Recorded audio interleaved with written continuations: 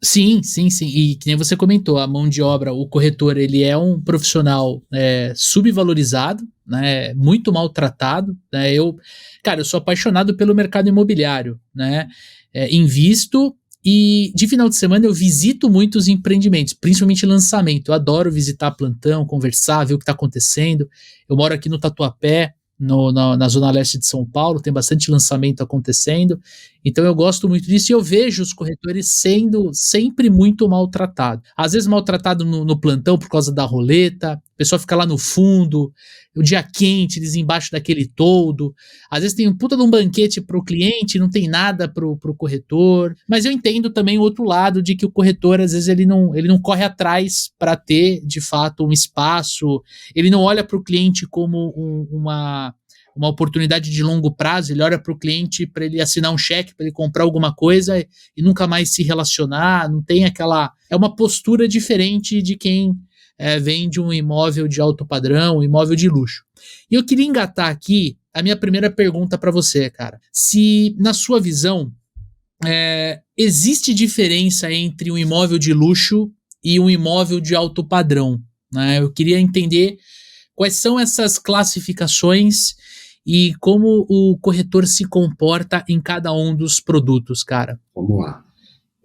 Existe uma diferença, até quem, mais uma vez, acredito que eu fui pioneiro nisso, quem colocou a definição da diferença de alto padrão e luxo fui eu, né? Então, assim, alto padrão é nada mais, nada menos que o metro quadrado mais valorizado da sua região. Então, na cidade de São Paulo, onde está o alto padrão? Está no Vila Nova Conceição, Itaim Bibi, Jardim Europa, Jardim Paulistano. Ali é o metro quadrado mais caro da cidade de São Paulo.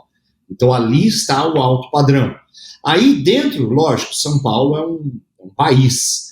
Lógico que em São Paulo eu consigo fazer micronichos de alto padrão. Então você pega lá da sua região, o Anália Franco, a região mais alto padrão da sua região. Da Zona Leste. Né, da Zona Leste. Eu posso dividir as zonas, né? Vamos falar Zona Sul, Zona Leste, Centro, então onde eu tenho o alto padrão. E para quem mora numa cidade menor, fica mais fácil, porque é onde é a área nobre, ou seja, o metro quadrado mais caro daquele lugar é o alto padrão. Ponto. Alto padrão é isso. Tá?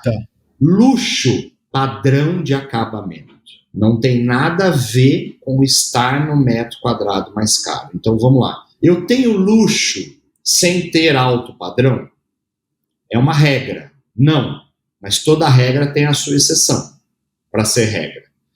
Mas para ser luxo, obviamente, ele é alto padrão. Mas para ser alto padrão, não necessariamente é luxo. Então, essa diferença para mim é muito nítida. Então, um exemplo. Vamos falar hoje que um metro quadrado de um imóvel é 10 mil reais. E se o imóvel tem 200 metros, ele custa 2 milhões de reais. Eu posso afirmar que na cidade XYZ lá é o metro quadrado mais caro, 10 mil metros, é o lugar mais caro, mais valorizado. É um imóvel de alto padrão. Só que daí eu vou nesse imóvel e vejo que a pessoa gastou 1 milhão de reais. Ela gastou mais 5 mil metros para fazer o imóvel. É um imóvel de luxo? Não. A premissa para ser um imóvel de luxo é gasto mais do que o valor do próprio imóvel. Então, em tese, esse imóvel de 2 milhões teria que ser gasto de 2 milhões para cima para padrão de acabamento. Caramba! Entendeu? Então, se eu tenho imóveis, um exemplo, prático. Eu tenho um imóvel que o meu cliente, quando comprou ele na planta, pagou 6 milhões e ele gastou 18 para fazer. Ô, louco, cara! Então, isso é luxo. Por quê? Não importa o valor do imóvel. O que eu quero é o mais luxuoso lá dentro. Então, eu tenho cliente, por exemplo, que tem a almofada da Ralph Lauren. Tipo, no sofá. Todo o tecido é Ralph Lauren, por exemplo.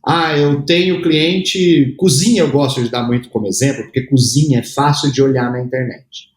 Então, assim, às vezes você chega na casa de uma pessoa e fala, nossa, vamos ver se eu estou mentindo o que eu estou falando para vocês. O que era luxo há 10 anos atrás de uma cozinha? 15 anos atrás? Ser de inox. Era luxo. Você falava, nossa, aquela cozinha daquela pessoa é toda de inox. Não era isso que a gente falava?